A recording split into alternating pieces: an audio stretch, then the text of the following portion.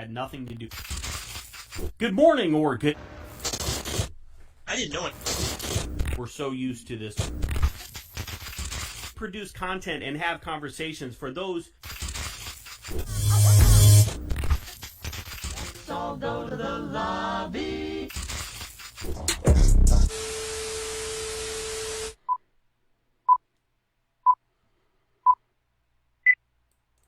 Good morning or good evening, depending on whatever shift your seniority allows you to hold. I'm William Young, Correctional Officer, author, and advocate for the correctional profession. Tonight I'll be your ever so gracious host and director of dialogue for the duration of this discussion. Allow me to welcome you with warm, unwavering outstretch and open arms to this week's edition of the Saturday Night Synopsis. How's everybody doing tonight? Let me start by saying this. Last week I went on a rant about an article that I read on burnout, compassion fatigue, and I went back and I listened to my rant a few times, and if you haven't listened to it, if you weren't with us live, you can go back on YouTube, Just Corrections, YouTube, watch it. And I went back and I listened to my rant, and after I've had some time to think about what I said, cool off a little bit, I still feel the exact same way. Yeah, so it's good because as I'm getting older, I've learned to kind of, taper down my energy, my emotion, and watch what I say. And I thought, well, maybe I crossed the line a little bit, but I don't think I did. I think I did pretty good for myself. So bravo, applause to me. Applause to everybody who watched it. And if you read the article and you want to comment, let me know if you've had a week to think about it.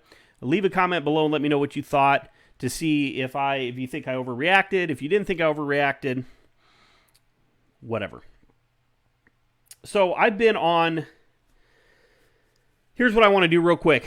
Everybody who's logged on, everybody who's on the Facebook thing, I see people logging on, and I appreciate it. I want you to do something for me real quick. I want you to share this Facebook Live, this event. Go to share, go to your personal page, go to any pages that you're affiliated with. You think that people, first responders, people involved may be interested, and share it real quick. I'm going to wait. Ready, go. Share. I'm going to take a drink of water while you share.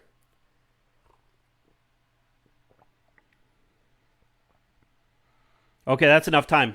Guys, I've been on vacation all week. I haven't done anything all week. I haven't got out of my pajamas all week, and I feel pretty good about myself. I've probably spent, without overestimating, 30 or 40 hours on my front porch. We have an awesome front porch. It's kind of a gathering spot for the neighborhood, and I have been. My neighbors probably think that I lost my job because I haven't been doing anything. Well, I mowed twice. That's how bored I am. I've mowed twice. I've watched a bunch of TV, watched a bunch of Netflix. Let me tell you what I've watched. I've watched Poltergeist, which was awesome. I watched the musical Hamilton, and I know I'm probably the last person on the planet to watch Hamilton, but it is freaking amazing. The work, if you have any appreciation for music, for musicals, for stage plays, that thing, I held out for a while. Mainly because I couldn't get to New York and pay for a ticket, but it was well worth it. It's like 3 hours long, so I had to watch it in a couple of days, but it was awesome. It was awesome. And then tonight I started to try to watch the Wicker Man. There's a remake, but I started watching the 1973 version of the Wicker Man, and up until that point, up until last night when I started watching that, the weirdest movie I had ever seen, that I had ever watched, well, there's a couple. The Human Centipede, number one, weird. Don't ever watch it. I don't recommend watching it. Number two, Clockwork Orange. Stanley Kubrick, super weird. And I've got some things going on up here because of that movie. But The Wicker Man, I'm like 3/4 of the way into it, and I don't know. It may change. It may change me. I don't know. I just don't watch it or watch it and let me know if you've ever seen it. It's crazy. It is super crazy. And I'm starting to feel a little bit like I'm getting that feeling, that I write about, that I talk about, that's in my book, because I got to go back to work on Monday night. And I don't want to go back to work on Monday night. Now, I love my job. I love the things that we do, the difference we can make in people's lives. But right now, with everything that's been going on, with the coronavirus, with the civil unrest, just your normal policy stuff, everything, I've really just kind of enjoyed sitting on my porch, and I just don't know. I'm going to be sad. I'm going to be sad, but I'm going to do it. I'm going to do it because I need to be there, because I'm supposed to be there. And I'm going to share you a story of another night that I didn't want to go into work. And Roland's watching, and Roland is going to, he can kind of talk to you about how crazy this night was. So I do my walkthrough. I do a walkthrough when I get to work, and I talk to all of the inmates that are incarcerated there at the beginning of the night. I go through, and it's kind of like doing like a monologue, right? Like I'm like a fat Jimmy Fallon with a weird beard, only my studio audience is, all charged with some sort of felony or misdemeanor. And I go through, and there's this kid, and he's sitting on his bed, and he's kind of this weird looking like school shooter kind of kid. And I asked him, I said, dude, are you okay? And sometimes I just say that just to say that, like, you should try this. If you ever want to have a conversation starter or just kind of mess with someone a little bit, just go up and say, hey, are you okay? And they'll be like, yeah, I'm fine. You're like, are you sure? Because something's bothering me. Maybe not. But, I'm here for you. If you need to talk to me, you let me know, and we'll talk. But something's a little off about. Anyways, try that. Try that with your neighbor tomorrow or the next time you see them. So I did this with this kid, only he did really look like something was wrong, right? He looked distraught. So I finished my walkthrough, and I went back up to my desk area, and I was sitting with my buddy, Roland, and we're sitting up there kind of jaw-jacking a little bit, and this kid comes up to the door. He wants to talk to me. And I said, yeah. I said, what's up, buddy? And he said, well, you said that I could come and talk to you if I needed to. And I said, well, absolutely. Yeah. Usually these conversations go like this. Hey, can I talk to you for a second? Yeah. What's up, buddy? How much money is in my books? Okay. Yeah. $30. Or hey, is my mom on my visiting list?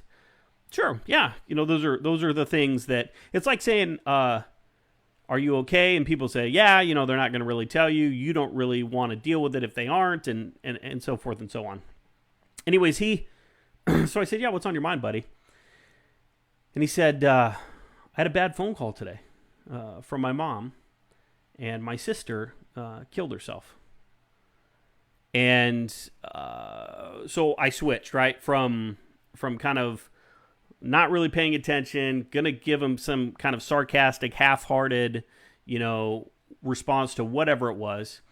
And I snapped into negotiator mode. I snapped into crisis mode, and I started talking to him. And Roland teases me a little bit about this because he says he always says that I get this voice when I start talking to people, and I kind of drop it. And it's because I'm, when I'm usually talking, I'm usually kind of flamboyant and like, but so I talk to him, and I always give him my first name when we get to this, this personal connection. So I asked him, I said, kiddo, what's your first name? And he told me, and I said, I'm Bill. And we started talking about his sister and how he, loved his sister and how he's super attached to his sister. And I asked him because of the signs that he was exhibiting, because of the things that he was saying. I asked him, I said, do you feel suicidal? Do you feel like killing yourself? And he said, yes, I do. And so my follow-up question is, because in my mind I got, okay, now I've got protocol I got to follow, right? I got to keep this kid safe until we get him to where he needs to be. And so my follow-up question is always, have you ever attempted before? And he said that he had. And so Roland's sitting here and he's listening to this whole thing. And he told me that when he was 13, that he was going to, that he was sitting at home, that he had his dad's gun in his mouth, and that he was gonna kill himself. And I said, well, what stopped you? Because I'm hoping that I can kind of key in on something, a reason that he had to live then, and I can kind of bridge that and segue into what we're going to talk about now to kind of help him, stay focused and maybe talk him through whatever he's going through. Only his answer was his sister. His sister had come home, had caught him, and had begged him to not do it. And he didn't.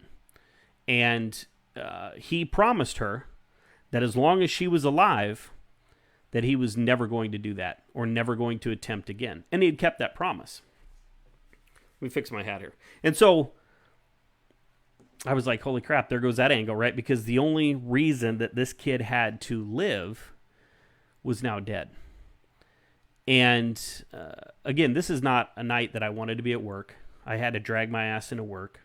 But here I am, having this life or death conversation with this 18, 19-year-old kid. And so I told him, I said, I kind of explained what I had to do, that I cared about, what was going on with him, and that there were certain protocols that I had to do, and he understood that.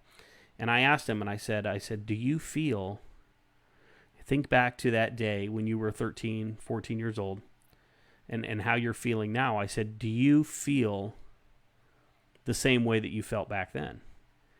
And without missing a beat, without hesitation, he said this, and I'll never forget this, and it's one of those tiny little cracks that are burned into my brain. He said, what do you mean, free?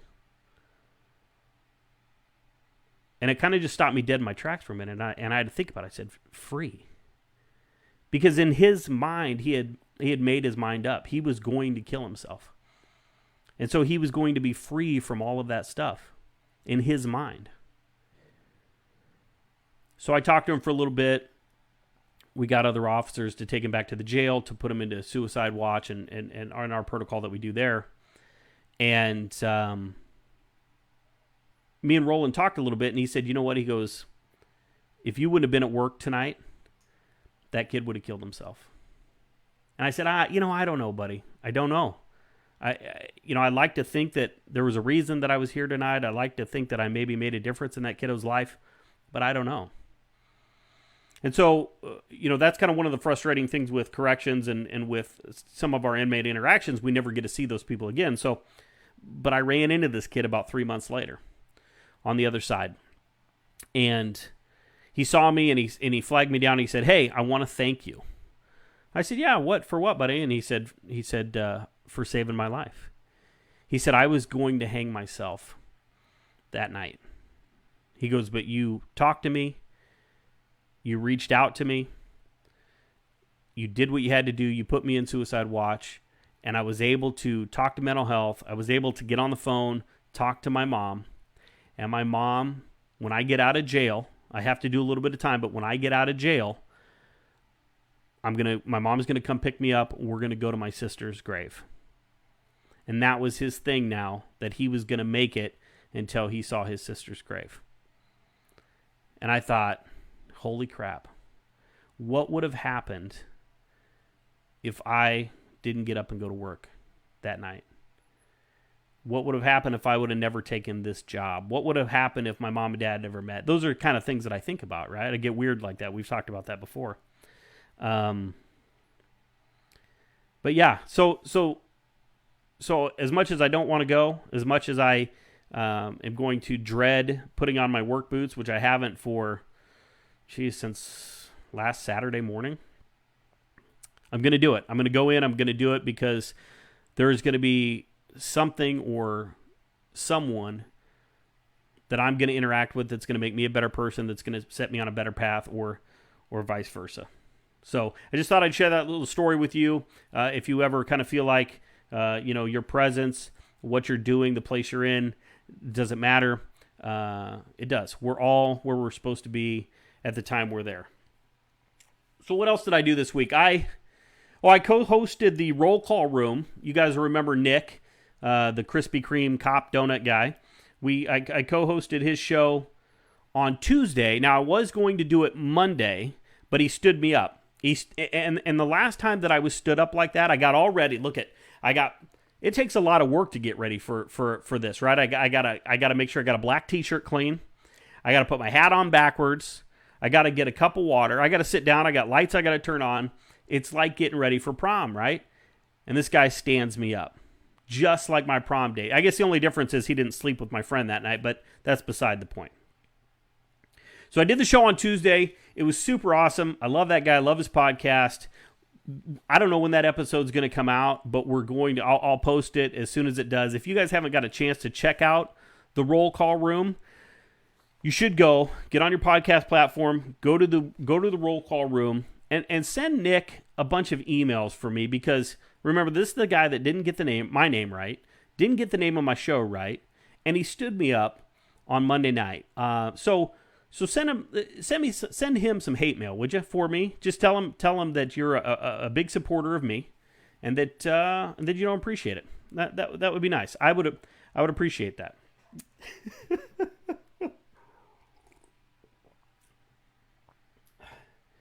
Book 2 is finished, guys.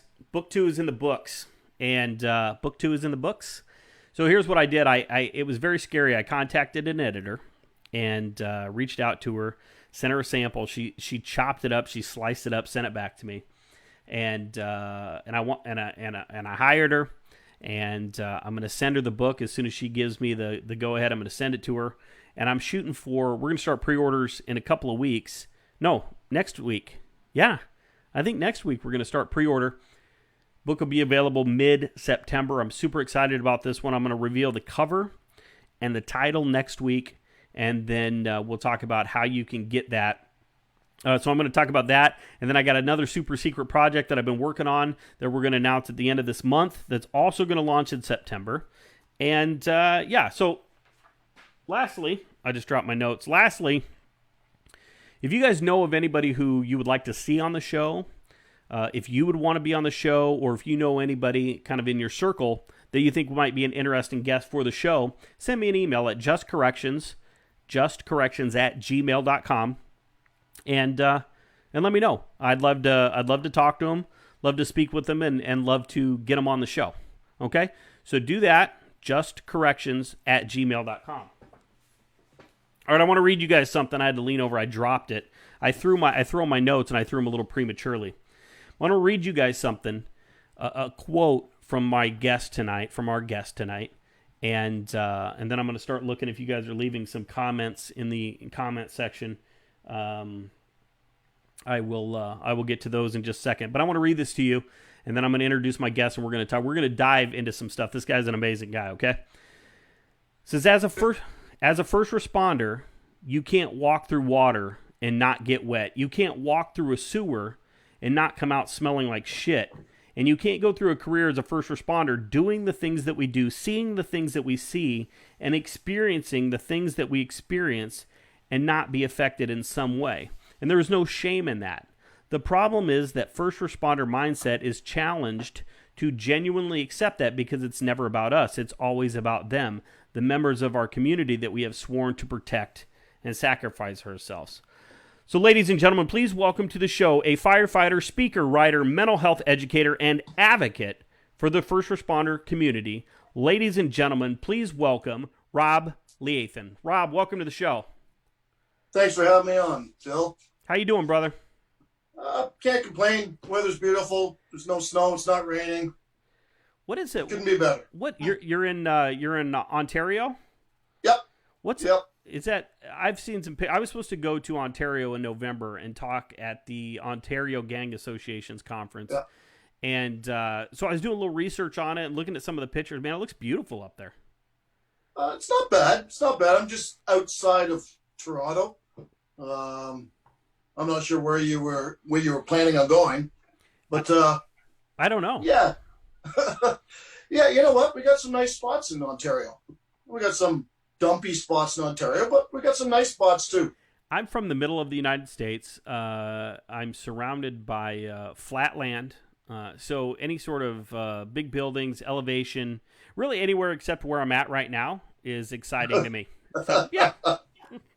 Yeah, yeah, I get it. I get it. You know, and being a correctional officer, so so when you go to when you go to the grocery store and you're hungry, it's like like you shouldn't do that, right? Because everything Yeah. looks fantastic. So when you spend your entire existence inside of a concrete building full of iron and gray and beige walls, like it doesn't matter, Yeah. man. Anything looks good, you know. Yeah, yeah, I can get it.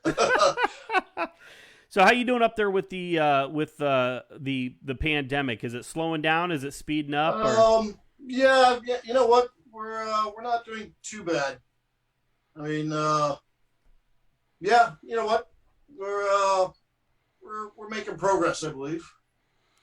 Yeah, I'm tired of it. I'm a Yeah.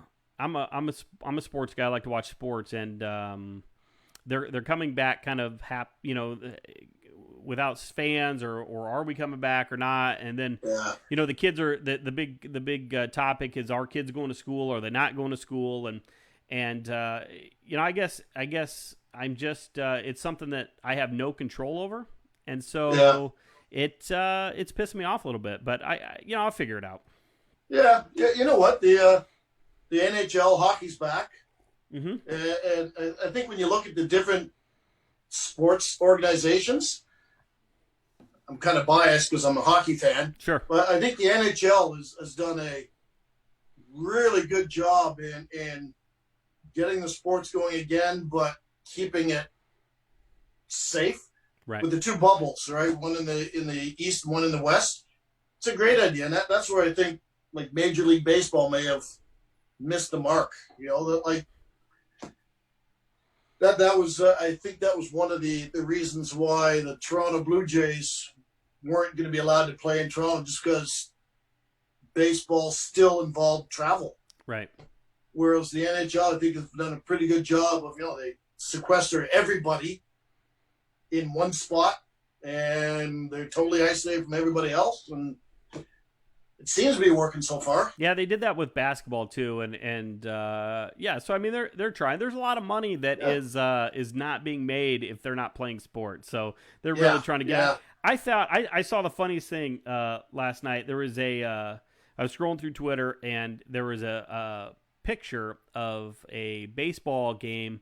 And I guess they've got cardboard cutouts in some of the stands. I saw that. Now I don't know if you've ever seen this movie, but there's a crazy movie called Weekend at Bernie's. Yeah. Okay. Yeah. So they had a cardboard. And, yes. Yeah. So they had a cardboard cutout of Bernie Lomax right behind home plate. Yeah. and so here's another one. So did you watch Saturday Night Live ever growing up?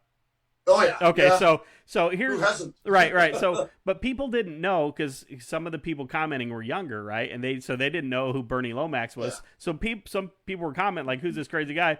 And then one of them says, "Is that Father Guido Sarducci from Saturday Night Live?" Oh, I love it. Oh, I was cracking up. I needed to laugh like that, because it was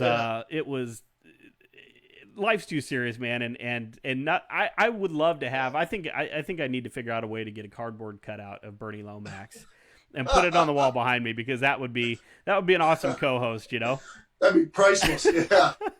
So doesn't contribute much as a co-host, but and some of them don't. That's why I don't have a co-host, right? Oh. Look, I'm super looking forward to tonight. When we talked on the phone a couple of days ago, I was like, man, this guy has a great sense of humor, and diving through your readings. And I put the link in the comments of this video.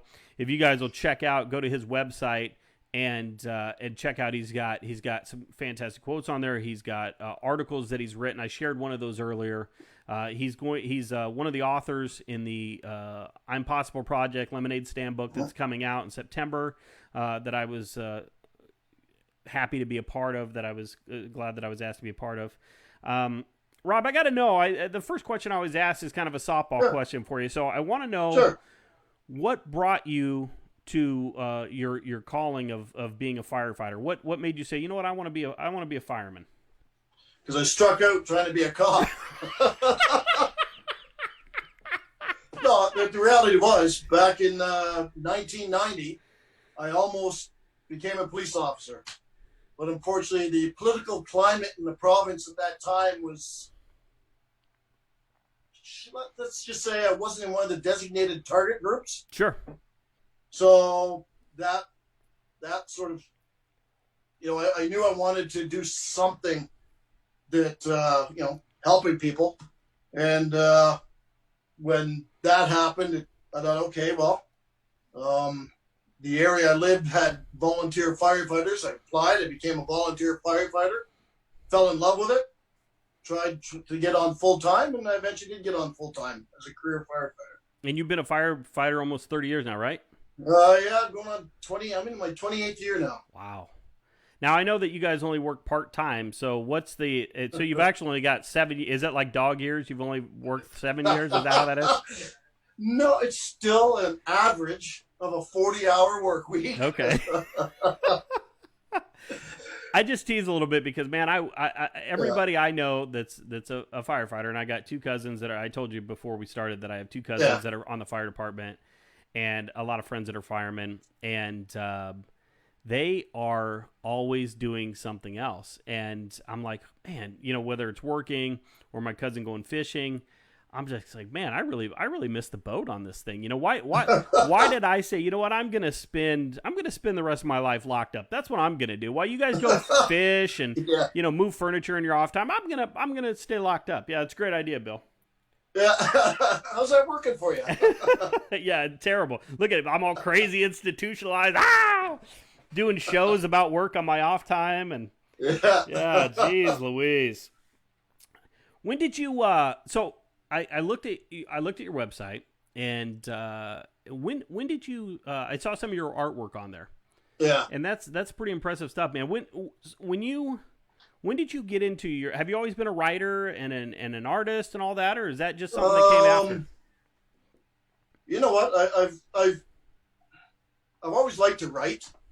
I've written, throughout my career. I've written stuff for work. I've written when I was the union president. I've written a couple of articles that were published in some magazines. But the writing really, really took off in the last year or two as part of my, it's some people journal as part of their therapy. The journaling never really worked for me. It tended to be more documenting what I did for the day, which isn't the purpose of journaling. Right.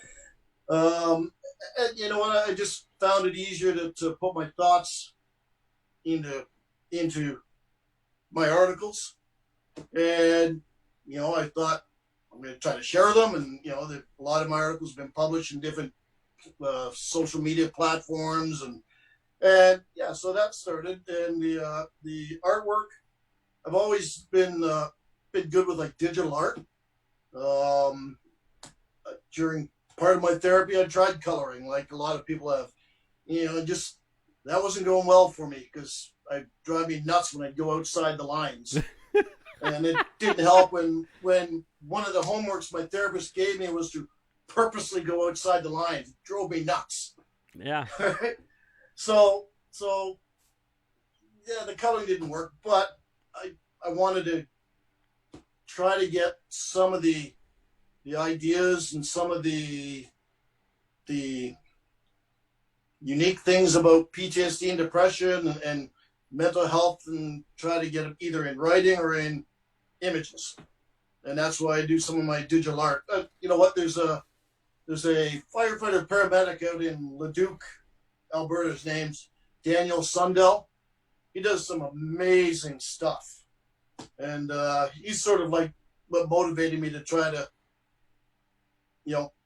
as part of my therapy, put things into images. Now, does he have the? Is he the guy that does the pictures of the people sitting like on the back of the ambulance with like the ghosts and stuff? Yeah, man, that is good stuff. That's some really powerful stuff. Oh, absolutely.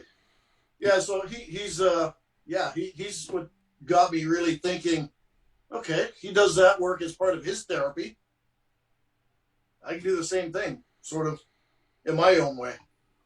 No, it's important. It's to me, and I told you before about that. I love your quotes. When you guys after you're done with your with watching this, go to this guy's website, go to Rob's website, and check out his quotes. He one of the things he says on there, I'm going to read this, is he's talking about experts. He says nothing. Yeah, he's laugh. I'm sorry. Nothing like lived experience to make one an expert. No disrespect to the well-intentioned, educated experts, but unless you've ridden in a police car, fire truck, ambulance, military vehicle, or secured society's most hardened criminals, all you are is book smart. Until you've walked in my boots, you will never truly understand. When it comes to mental health, lived experience means everything. Yeah. You know what? Go ahead. The reason why that sort of came to me was in Ontario here we have like in a lot of places high incidence of police officer suicides, and in Ontario here they keep commissioning these expert panels to and the results we already know, but these expert panels keep coming up with recommendations. You know what? Ask the people. Ask the people on the front lines. Ask people who have lived experience, because that's what makes you an expert. Right. And no disrespect to, like I said, the psychologists or psychiatrists. Absolutely, they understand the theory behind everything, but you know what? Experience counts. Counts in firefighting, and it counts in police work, corrections, EMS. Experience is vital. What I'm glad, and it's, I'm glad you say that, man, because there's a lot of people that kind of shy away from that, or they don't want to share their story or try to help other people, talk to other people, because they feel like that because they're not they don't have a degree in psychology, or they're not a trauma counselor, that they're not equipped to deal with this, to reach out and help. But for me, sitting down and speaking to somebody who's carried the keys, who's been in that fight with me, who's even just been in that environment, I'm more receptive to that information. I'm more willing to listen to their feedback, and that has everything to do with my cynicism. That has everything to do with the fact that I say, you know what, you haven't lived my life, so you don't know what you're talking about. So it's very important for people to educate themselves, and that's something that you have on your website. You have a ton of books that you reference, that you talk about, and you're reading your articles. It really resonates with us, with the layman, and that's super important, man, that you do that. Do you agree with that statement? Absolutely, 100%. They how do I say this politely? So many organizations, they'll talk about what they're doing for the mental health of their employees, and they say, yeah, you know what, we have an EAP program, employee assistance program. You're laughing. You know where I'm going with this. The reality is, EAP programs, I'll go talk to an EAP counselor for things if I'm having marriage issues, or I'm not getting along with my kids, or I'm having financial things.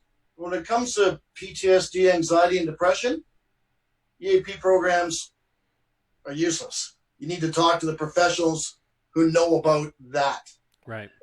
And that goes everything else. Like I have no problem taking advice from somebody like you, for example, who's got experience, who understands what it means, what it's like to go through PTSD, to know what it's like to have a flashback.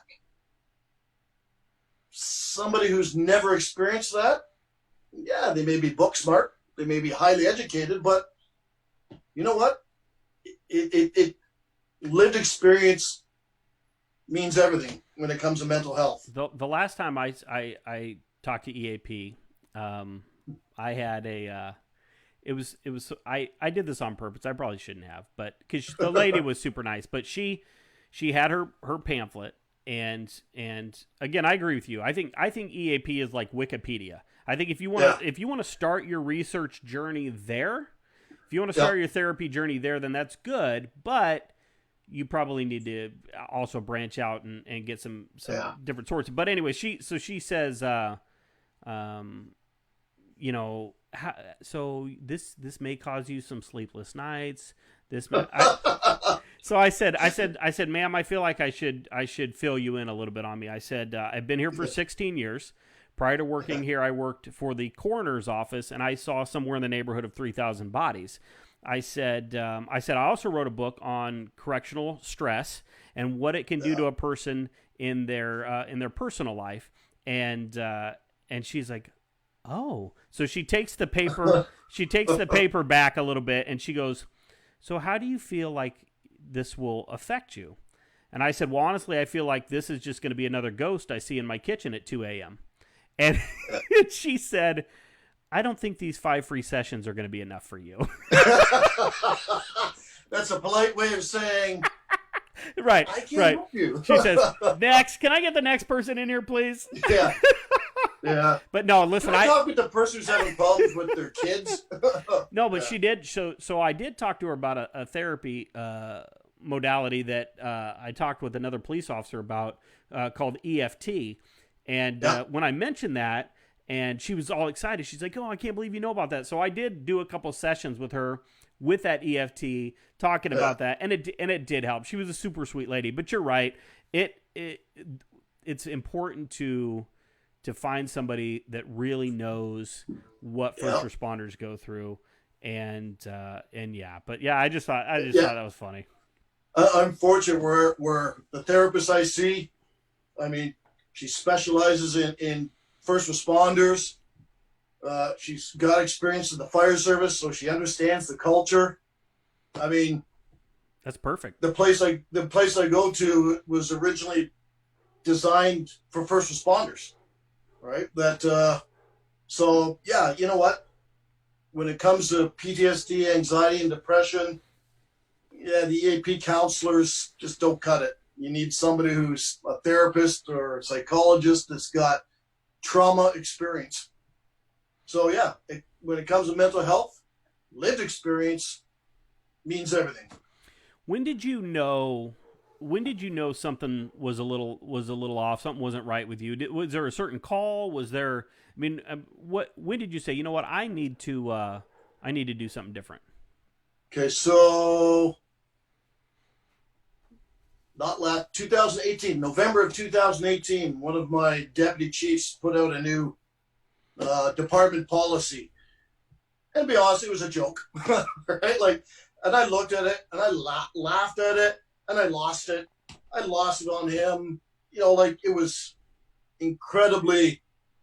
one of those, I guess, one of those meltdowns. Sure. At work. And I thought about it and I thought, holy crap. I mean, I'm not letting this go. I got to let it go. And literally for a month and a half, 2 months into the end of 2018, it was like, I can't let this go. This guy's an idiot. You know, the deputy doesn't know what he's talking about. And it was a mess. And then and in addition to all that, there's all the other stuff that's going on, right? The anger, the emotional outbursts, the crying unexpectedly and not knowing why, the lack of sleep, and the fights with my wife. And February of 2019, I finally realized, yeah, I need help. You know, there's something going on that if I can absolutely blow a gasket with my wife, and then literally 20, 30 minutes later, it's as if nothing happened. It's like, right, there's something going on. And I sat my wife down on the couch one night in February. I said, I think I need help. And when I decided, yeah, I need to do something to get help, I reached out to one of the people on my department's peer support team, and he put me in contact with a place just north of where I work called the Trauma Center, and made an appointment. I remember getting the call from the intake person and trying to describe what life was like. You know, she's saying, well, why are you calling? What's going on? And explained everything. I said, okay. I remember my exact words to her. I said, do you know what a Jenga game is? You know, those Jenga games? Oh, yeah. I said, my life feels like that right now, and it feels like at any moment it's going to come crumbling down. That's a good analogy. So, yeah, I got in and I started therapy, weekly therapy. I was still going to work. I was still at work. And then that was in February, April 8th was my last day at work. And it was a standard day work. We ran 5 medical calls throughout the day. But I realized that every time the tones went off, you know, and that the fight or flight's there, and I was never really coming down from it.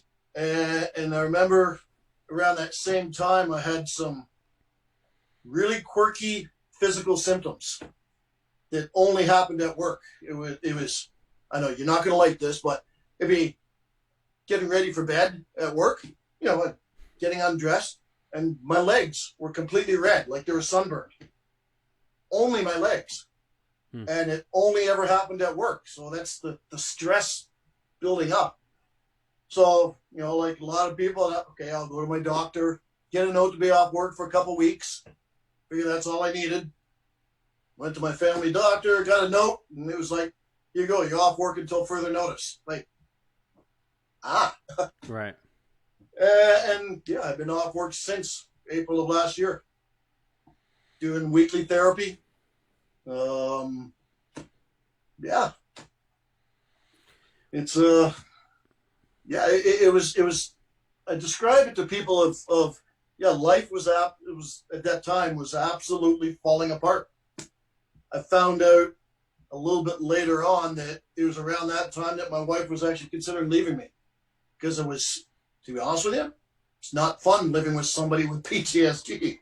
Right. You know, I say to people so many times that, yeah, you know, PTSD, anxiety, and depression, yeah, it affects the individual, but the impact affects the entire family. You talk about, let's talk about impacting the family a little bit. And a lot of people are familiar with the stigma surrounding mental health, depression, PTSD. And we talk about that quite a bit. And you mentioned earlier that you feel like we stop there. We're kind of in that we're comfortable talking about those things, kind of, but we're not really comfortable about talking about suicide. And no, we're not. Right. And so we talk about ending the stigma of suicide, but we can't even really talk about it. Yeah.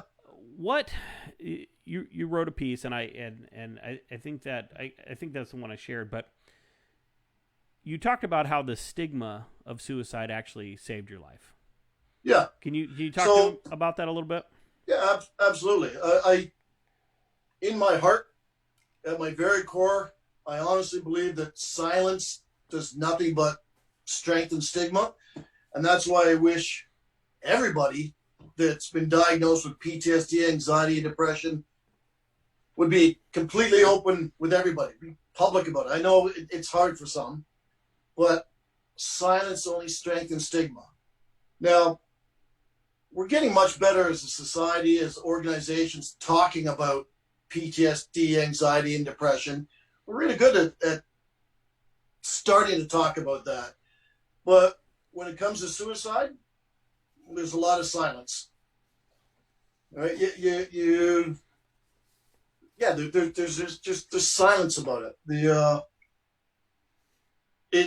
The stigma surrounding suicide, I think, is 10 times worse than the stigma surrounding mental health, PTSD, anxiety, and depression. A friend and a platoon mate died by suicide, and the funeral was amazing. It was a great firefighter funeral, but there was still like an unspoken cloud over the whole funeral because everybody knew the circumstances, right, but nobody really wanted to talk about it. So in my case, June of last year, I was suicidal. I actually made a choice. Made my decision on June 2nd what I was going to do to get away from the emotional pain, the overwhelming helpless, hopeless feelings. That particular day, the wife and I ended up getting into a fight like we always did. And of course, I'm the one who started it. Right, right. I went for a 5-hour drive to get away, which in reality is just another way of avoiding. It's avoidance. And during that 5 hours, I thought a lot, and I made a decision on what I was going to do. Right? I knew what the answer was. Came home, took a quick look in the medicine cabinet, see if there's anything that I could use. There wasn't. By that time, it's later in the day. I'm sitting and thinking to myself, okay, well, I'll figure out what my plan is going to be tomorrow. But during that time, during those couple of days, thought a lot about my friend and co-worker who died by suicide. I thought a lot about the shape that his wife and his 7-year-old son was left in. And I realized that the stigma around suicide is so much worse.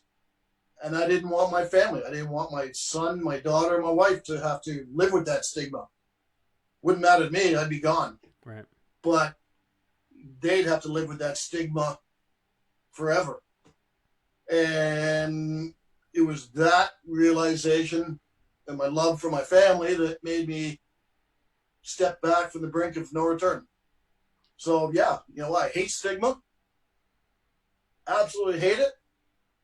I got a bit of a love for it because it saved my life. It's so even when as a negotiator, and when you're talking the suicide action plan, stuff like that, you're supposed to ask people, are you suicidal? But a lot of people can't even say it. They don't even want to talk about it. They don't want to broach it.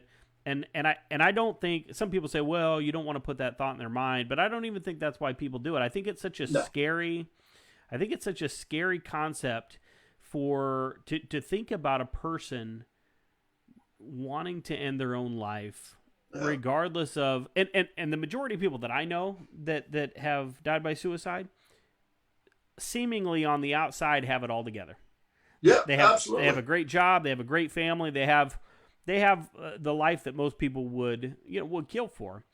But who knew that Robin Williams was depressed? And that's a great example. And I talk about Robin Williams all the time because he said, that all day long he performed and he put his whole heart and soul into making sure other people were okay, making sure people would laugh. And at the end of the day, he had nothing left for himself. And then nobody ever came to him and said, hey, are you okay? Are you doing okay? Is there anything we can do for you? And if you look at it, that's what people in the first responder business do. We take all of our emotional energy. We're out there. We're performing. We're playing a role. We're making sure everybody's okay. We're making sure people are safe. We're saving people's lives. And then when we get home, there's just nothing left. Yeah. And that's a scary thing to do. And I was having a conversation with an officer the other day, and we were kind of talking about reaching out, and we always say, and I know how you feel about this now, and I hope you pull out your soapbox because I love soapboxes, but we always talk about all they have to do is reach out, but. Go ahead. Talk. When you hear me say, "Hey, buddy, Rob, why don't you just reach out?" What does that make you feel? You know what? And you and I talked before.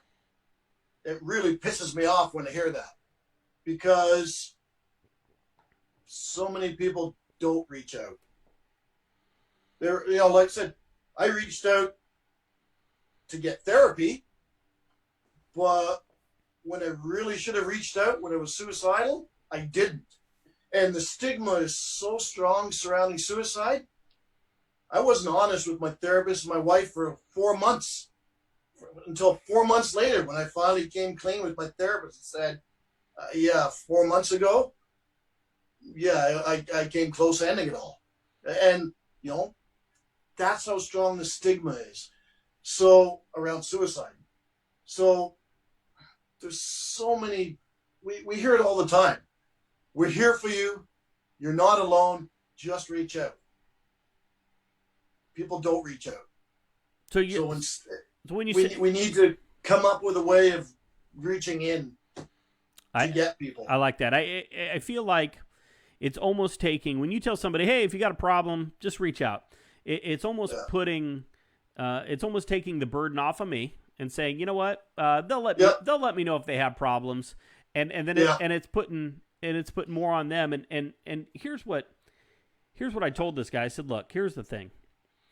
If you're in so much pain, if you're in such a dark place that you're contemplating taking your own life, that's not something that you can just go to your friends and your family and say, hey, I know that you guys love me more than anybody on this planet. I know that you would do anything in this world for me, but that's just not enough. That's not helping me right now. Yeah. I mean, how do you say that to somebody? And so I think it's very dismissive to just say, you know what, Rob, if you ever have a problem, man, just let me know. Just reach out. You let me know. I'm just a phone call away. And then I just walk away, and I'm dealing with my own bullshit, because we're big tough guys and tough girls, right? And so unless you're comfortable with me, unless I really know you, you're probably not gonna. You're gonna be like, yeah, I'm good, dude. Don't worry about it. Yeah. Right. The other issues, we hear it all the time. We're here for you, right? You know what? There's so many times, and I heard that a lot when I went off work from a lot of people. But the reality is, so many people, they have good intentions, but they really have no clue what to do. So when they say, we're here for you, okay, well, what does that really look like? What does it look like when you say you're here for me? Describe it to me. Silence. Right. Right. So what can a person do, Rob? If say me, we're coworkers, right? And we're both getting in our pajamas for the evening because we're going to sleep half of our shift. Is that a shot at firefighters? No, it's not. I'm jealous of you guys. Listen, I would love to be. Firefighters have the really cool calendars. I mean, like everybody loves firefighters. I mean, if cops and corrections was to do a calendar, holy smokes, man, it'd be like pot bellies and hairy chests and everything. I mean, just ridiculous. You imagine me as Mr. November holding like some big fat Shar-Pei with my shirt off. I mean, it'd be just it'd be ridiculous. So listen, what can I do as a coworker? If we're going to tell people to quit saying, you know what, reach out if you need something, what can I do to educate myself? What can I do to help prepare myself to reach in?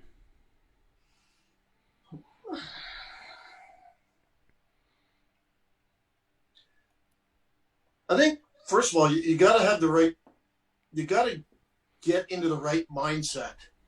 You've got to get people in our organizations understanding that looking after each other truly is looking out for each other, not looking out for each other when it's convenient. It's be honestly and authentic, caring about others. I think that's the first thing, because that helps build that relationship between you and the other person. Right. All right. And I think when you have an authentic, genuine relationship, caring relationship between you and your coworker, that allows you to start broaching the difficult topics like suicide. Right? I mean, it is frustrating, because I think, at least in the fire service, 20 years ago, 25 years ago, 30 years ago, it really was a brotherhood and a sisterhood, and you really were a family. Nowadays, at least in the fire service, you know what, the people I work with, yeah, they're brothers and sisters, but that's just another way of saying coworker, right? That the relationships aren't there as much anymore.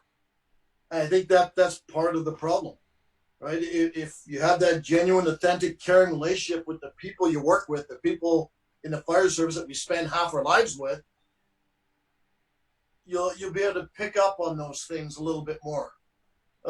perfect example. When I told my crew that I was being treated for PTSD and depression, and one of the guys on my crew was actually on our peer support team, and what I heard from my crew was, "Oh yeah, we noticed a difference in you almost 2 years ago, but we just chalked it up to you being the grumpy old guy near the end of your career."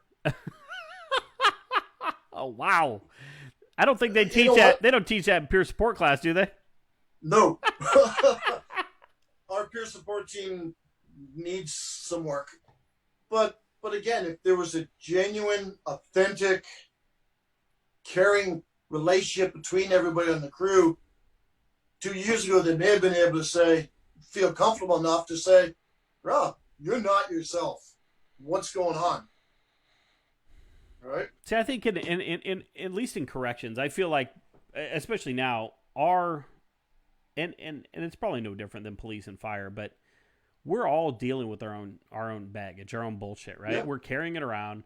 And so Yep. and so for me, after a 60, 70-hour work week, after medical emergencies, after fights, after almost fights, after crazy policies and wearing a mask and a face shield, for me to have the emotional energy to say, "Hey buddy, you're not you seem a little off today." I mean, Yeah. I don't always, God, I don't always have that. I have that love, right? I have that. I honestly do care, Yeah. but there are days that I cannot. I just can't do it. I mean, Yeah, you're spent. I can't take. Yeah. I can't even care if my kids are doing something. You know what I mean? Because I'm just nuked. Yeah. So what we're saying is, you have to though, because Yeah. we spend so much time with each other, because we know. I think the majority of us are the best when we're at work. We're at the top of Yeah. our game, right? We're running, Absolutely. we're saving lives, we're doing all kinds of things, and so our coworkers, we'll see it in each other first. We'll see that, Yeah. Is he just a grumpy old guy? I mean, there's a little bit. I'm getting to be a grumpy old guy, but there's a difference between that and falling in this deep dark hole, right? And so you have to listen. If I was to have to, I got the shit kicked out of me by a bunch of inmates.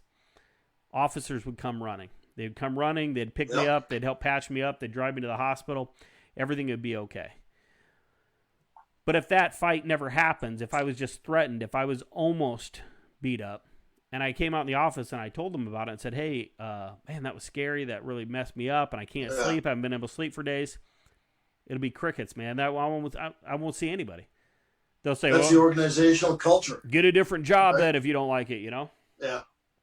I'll give you a perfect example of the and this is a personal example for me, is the difference between physical injuries and psychological injuries. I had been off work this is another example of sanctuary trauma. I was off work for 9 months at the time, and I hold a senior rank. I'm an acting platoon chief. So there's a deputy chief above me and the fire chief. I'm not from a very big department. Everybody knows everybody. I know the fire chief. He knows me. We've had discussions. We've had heated debates. Right. 9 months after I was off work, hadn't heard from him. We had one of our guys get hurt at a fire, went to the hospital. All 4 of our senior officers, including the fire chief, visited that firefighter in the hospital that very same day.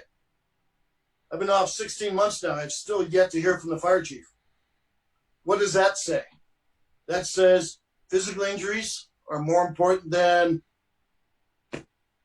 psychological injuries. Which is crazy to me, because in my line of work, and I can imagine in fire and police, the things that almost happen, or I say this, we always talk about, and correctional officers love to talk about self-defense and defending themselves against physical attacks, and that's great. But and there's always a possibility you're going to get assaulted and you're going to need to defend yourself. But more often than that, do you have to come home and talk to your wife, talk to your kids, have those have those, those verbal conflicts, those de-escalations, those things that never happen. And so the focus needs to be on those psychological injuries, those emotional dangers, because that's what we deal with every single day. Those are the things we're trained to handle. The physical shit. You're trained to run into a fire, to rescue people, to do CPR, to do all of that stuff. Absolutely. But you're not trained as well to handle the aftermath of that. And that's right. And when what people don't understand is when they don't acknowledge that, when they don't acknowledge that that is a true injury, then it further isolates the person. It makes them feel like there's something wrong with them, and they are. You already do. You're like, God, why is everybody else? Go ahead. So here's the funny thing. During that time period I've been off, we've had 2 firefighters go to the hospital for being injured, but in that same time period, we've had 5 people off with an occupational stress injury, with PTSD. We've had 1 suicide, almost 2. So you tell me where the problem really is. You're right. As first responders, we're trained to handle the physical stuff. We're trained to handle that. It's the non-physical part of the job that is lacking in a lot of organizations. Now, having said that, we just had a recruit class, and this was the first recruit class that my department actually brought somebody in, and they spent a day teaching mindfulness meditation to the recruits. Nice. So that's progress. Absolutely. There's a lot more work to do, a lot more work that needs to be done in a lot of organizations, but there's progress. When it's hard when you stand in front of a person who's never even been out on the streets yet or dealt with any kind of situation yet, to say, hey, you're going to take this stuff home with you. This is going to affect you. Yeah. There will be eventually something that follows you home that changes the way you interact with normal people, because they're going to be like, oh, this is great. My boots are shiny and my badge is shiny and I'm ready to go, And but I just feel like it's important to plant that seed. Just like you would tell them how to use a certain piece of equipment, or just like you would tell them how to defend themselves in case they were assaulted, you still need to tell them, hey, if you're not sleeping at night, hey, if you're arguing with your wife or you're yelling at your kids for no reason, then maybe take a look at the stuff that you've been subjected to at work and see if that's maybe the cause. Yeah. Well, the other thing is there's still a lot of education that needs to be done in every organization. I can go to my work and I can maybe count on 2 hands. Okay, we got 140 people in our department. There's probably about 40 who would actually probably know what the majority of the symptoms of PTSD and depression are. The rest don't. So they don't even have a clue what to look out for. Heck, even I didn't know. That was one of my biggest mistakes in the early part of my journey. I thought I knew what depression looked like. You know what? My eyes, I can get out of bed every day. I'm not bawling my eyes out. Right.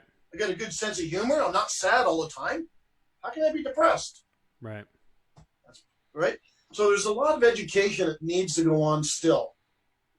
A lot. Well, and I think that right at the very top as well. Well, yeah, absolutely. It needs to come from the top down, but also at the line staff level, at the front line guys and gals, it's important for you to understand this, mental health, the damage, the dangers, because even if it doesn't affect you, even if you're rolling through your job, you're rolling through life, and everything is still great, and that's awesome, you still need to have this information so you can check on the guy or gal next to you. Yep. So absolutely. So you know if there's something off with that person. So when Rob writes, we're not saying that. A lot of people dismiss it right away because they're like, well, this ain't me. I don't know what you're talking about. Life is great. That's fine.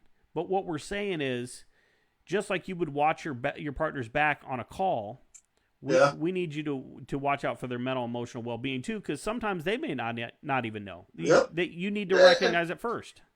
And I think the challenge with that is, and you know this, PTSD, anxiety, and depression, it's not like you don't have it today and you wake up tomorrow and you have it. It accumulates, it builds over so subtly over such a period of time that you're not even aware that it's happening to you until it starts to negatively impact your day-to-day life. So let's talk about this. So a lot of people have a misconception of what actually, first of all, what trauma is and looks like, and what causes PTSD. So there's a lot of people that are like, hey, I've never been stabbed. I've never fallen through the roof of a house on fire. Yeah. I've never done this. So I don't know if this affects me, but what can cause, you just talked about it. What can cause PTSD? I mean, does it have to be some super big traumatic event?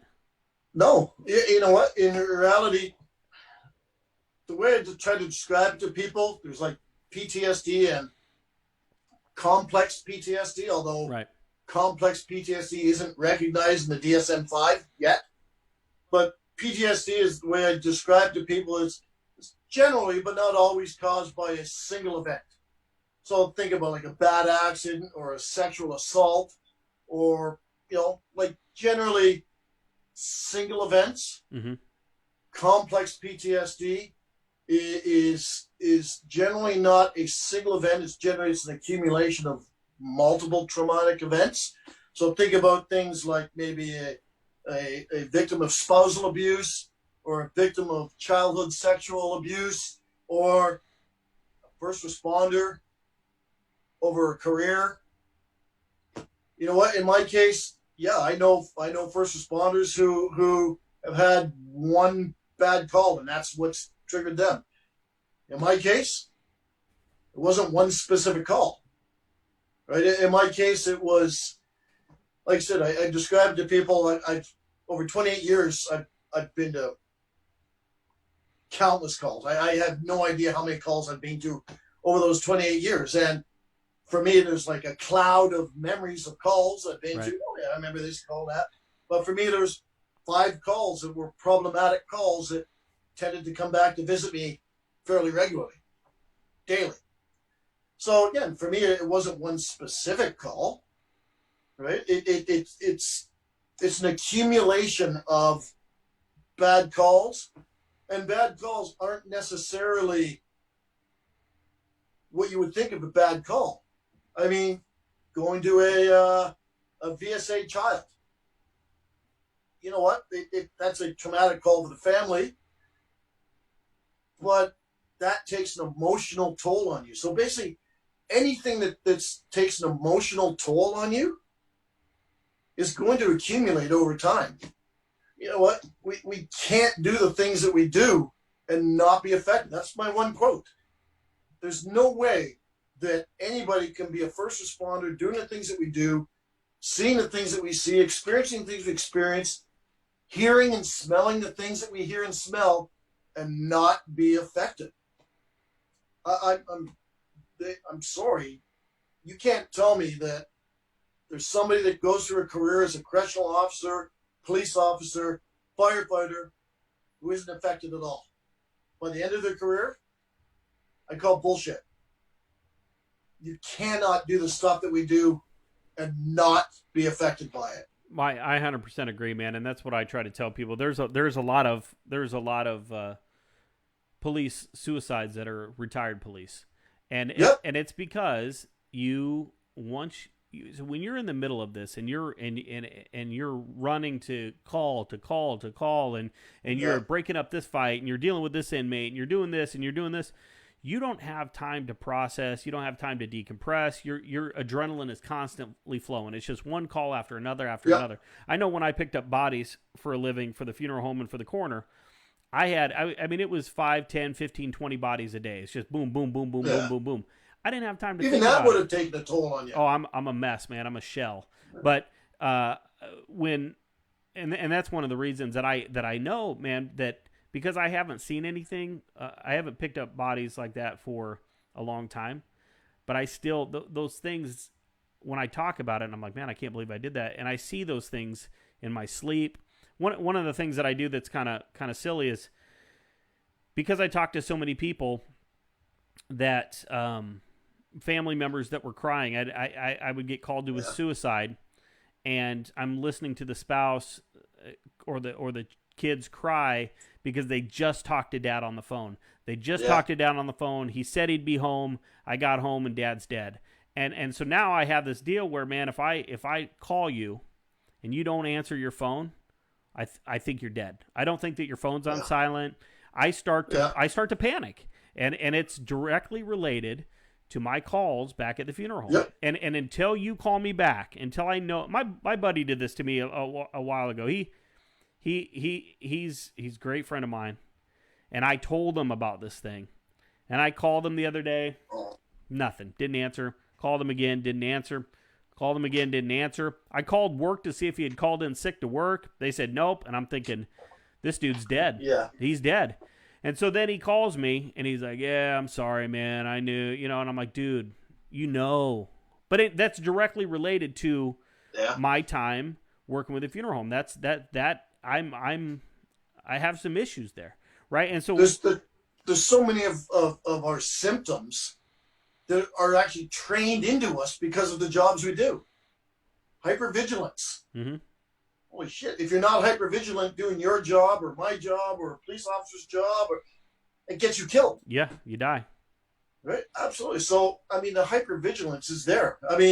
One of my biggest problems I had in the early days was I looked at everything as a problem that needed to be solved because that's what I've done for the last 28 years. Right. So, when the wife comes home and she just wants to vent, I'm trying to solve her problem. It's problematic. Right? Yeah, the other thing that I think a lot of people don't realize about PTSD, it's not just about the bad memories. PTSD and depression and anxiety, it changes you cognitively. You've got your core beliefs get changed. Like I said, if you asked me 28 years ago if I trust people, my answer would have been, yeah, I trust people. There's a few people who aren't trustworthy, but yeah, I trust everybody. Sure.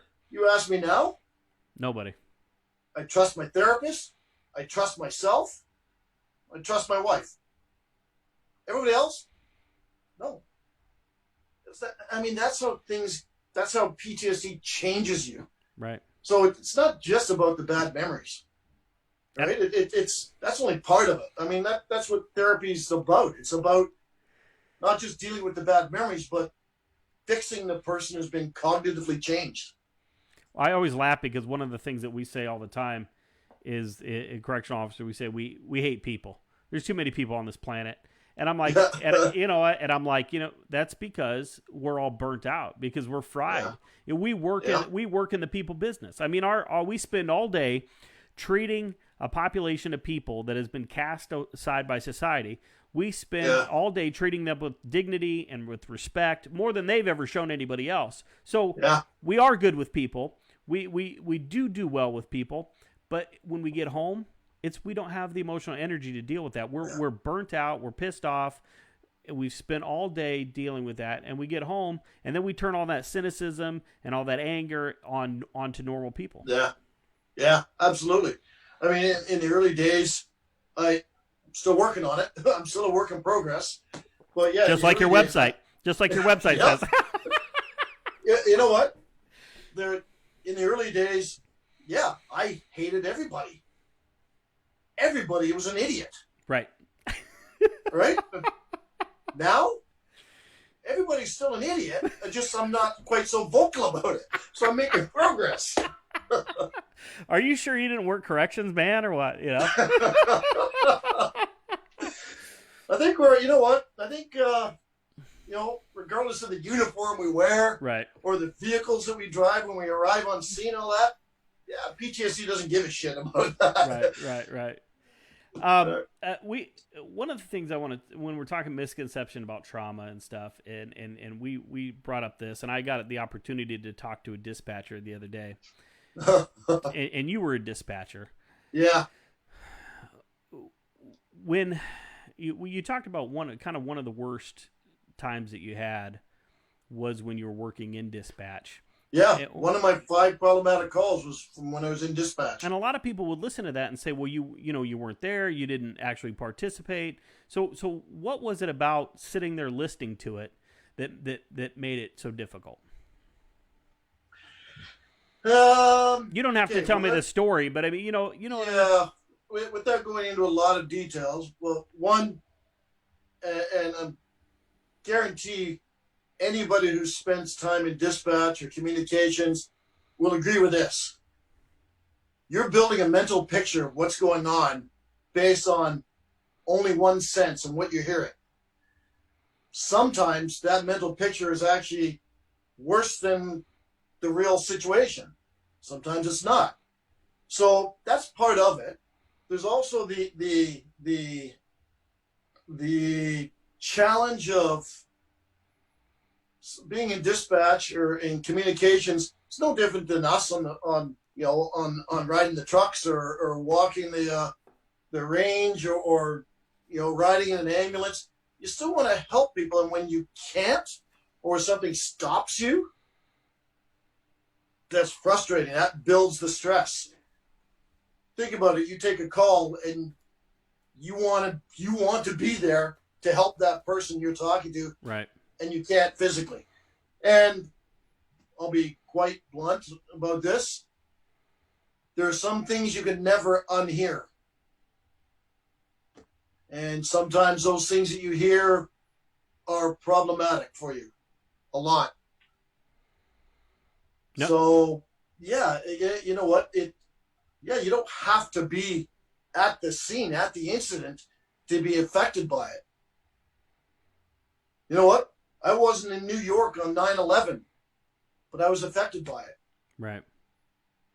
Right? I mean, well, that's what I want people to understand, because people, I think that there's at least in our field, people that are ashamed that they're struggling, or ashamed that they don't feel like, because they weren't there, or because they didn't watch, because they only heard about their friend getting assaulted, or because they, maybe were off the day that there was a riot or whatever, that they don't have the right to be upset, that they don't have the right, or there's no real reason that they should be experiencing these symptoms from these things. But it does not matter.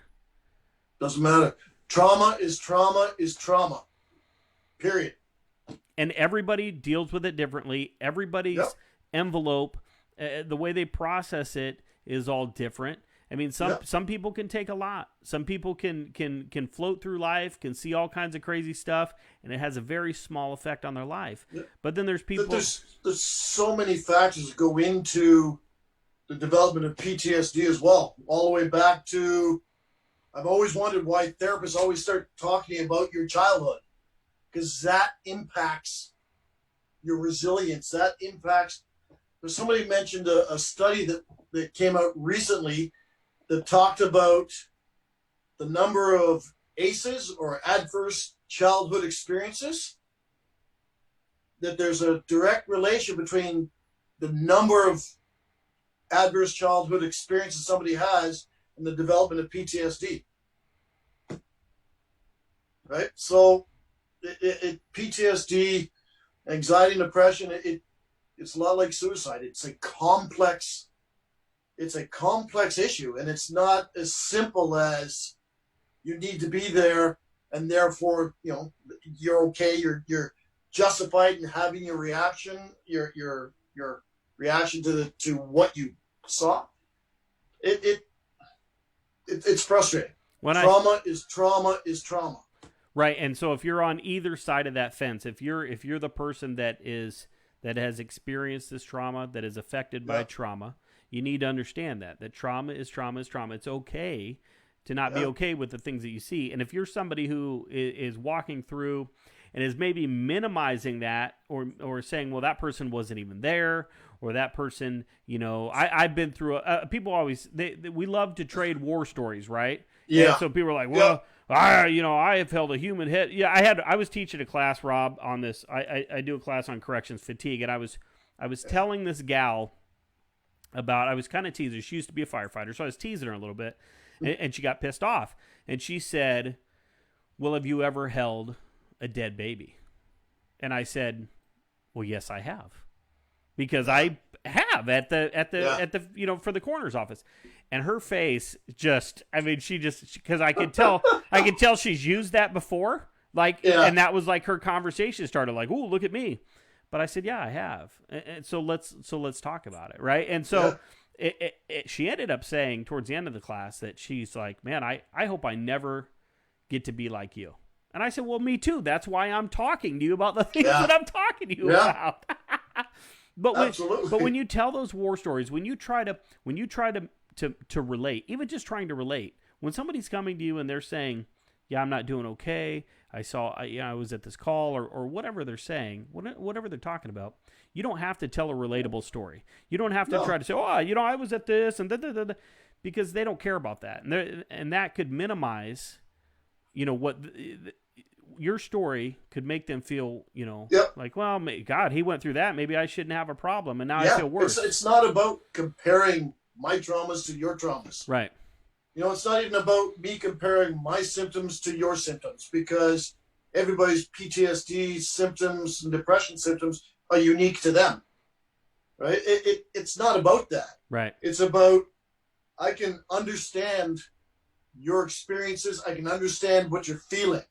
That's what it's about. It's about an understanding, not about judging your incident against my incident to see which one's more traumatic. Right. And if we're it's not about that. If we're a true brotherhood, we're a true sisterhood, and we truly would be there for each other to help save each other's life, then it shouldn't matter what the situation is. It shouldn't matter anything. You should be willing to help that person out, to help point them in the right direction, to stay up with them on the phone, to do whatever you got to do to keep that person safe.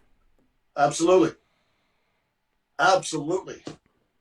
I mean, couldn't agree with you more with that. Rob, this has been a fantastic conversation. You're a hell of a guy, buddy. Well, thank you. And so are you. Well, thank you very much. I'm excited for this this lemonade project to come out, man. How did they get a hold of you? Through Kathleen. Kathleen, yep. Okay. Yeah. She reached out to me and asked if I'd be interested in contributing to it, and I thought, of course, yeah. It's a great idea. It's a great project. I've read a couple of the stories that have been sort of released. Mm-hmm. I can't wait to read all of them. You know what? I'll email you mine. I'll do that tonight. Tonight or tomorrow, I'll send you mine. So you can. I'll send you mine as well. Cool. I think it's going to be. I'm honored to be a part of the project. See here, everybody I've talked to in Canada always includes correctional officers. Absolutely. In with the first responders, but in the United States we don't always do that. They're very separate. We're like the we have their fire and we have police, and then if we got any extra time we'll talk about corrections. But the things that you guys are doing up there with first responders all across the board, man, and trying to put mental health in the forefront is amazing. I steal a lot of the stuff that you guys are doing up there, and I try to implement it down here, and it's just incredible, man. And I can't wait to have that book in my hand and read everybody's stories. And I'm going to try to get contact more people that are going to be a part of that book and get them on the show and so we can talk about our stories. It's funny you mentioned that. One of the organizations I've been involved with from a peer support perspective, as a participant of peer support, is an organization you may have heard of it called Badge of Life Canada. Yeah, absolutely. Mm-hmm. Yeah, they are the voice of police and corrections, but what a lot of people don't realize is they do a lot of work with other first responders as well. Firefighters, paramedics. We do a weekly online peer support group right now, and I think paramedics, it's pretty close to like 50% police, corrections, and paramedics, and then the lone firefighter. But yeah, what I mean. It's when it comes to mental health, when it comes to PTSD, anxiety, depression, I've said it before. It doesn't give a shit whether you're a police officer, a paramedic, a nurse, a firefighter, a correctional officer. It doesn't give a shit about that. It doesn't care whether you're male, female, white, black, green. it doesn't care. Right. It affects us all. No, So- you're right, man. You're right. Yeah, no, Badge of Life Canada, I follow them on several social media. And there's a gentleman, I think his name's Derek Wilson. Do you know Derek? Yep. Okay. Yep, Yeah, friends. so I email him He's back the, and forth. Corrections ambassador. Yeah. So I'm maybe I'll try to get him on the show and talk to him. But I've emailed him back and forth. He actually commented on a couple of articles I wrote a while back, and I sent some books up to him and stuff. So, Great guy. Yeah, Great guy. One of my goals is to get up there and have a dinner with you guys, man. I would love to. There's another guy I talked to up there, Carl Waggett. Have you ever heard of Carl? I know Carl. Actually, I watched your interview with him. Oh, nice. You know what the funny thing is? Carl has been an incredible resource for me. I found out about his podcast. And here's the funny thing. I didn't even know that I actually had a flashback, that what I experienced this one time was a flashback, until the following week he did a podcast on flashbacks. It's like, yeah. He actually helped me quite a bit. Like during that time when I had filed my claim with WSIB, which is like our workman's comp up here. Mm-hmm. And before I went off work, I actually talked with Carl. And I said, Carl, how do you know when it's time to go off work? And like he was an incredible resource. He's a great person. Great person regardless. Right. Like he even spent time talking to my wife as well. Right. And he helped me realize, it's time for me I need to be off work to look after myself. No, he's a hell of a guy, man. He's one of the reasons that I started this show. I was watching. Yeah. I got hooked on his show, and then he stopped for a while, and I'm like, damn, man. Yeah. So I reached out to him. I said, dude, you got to be on my show. And then I'm like, why did you quit? You know. So he's doing something else now. But yeah, super guy, and I should post some of his stuff up there so people can listen to it, because it's again.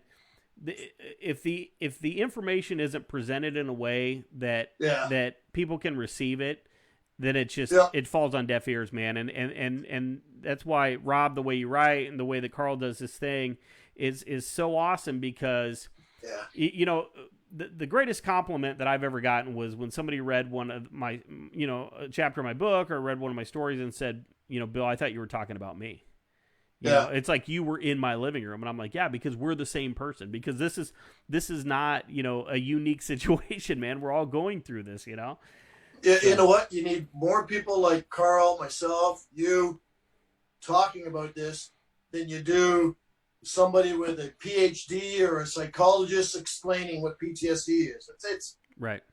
And that's what gets back to that lived experience makes you an expert. I love it, man. I love it. Give me some. You have any closing thoughts, some parting words for these fantastic people that have hung in there with us for an hour and a half tonight?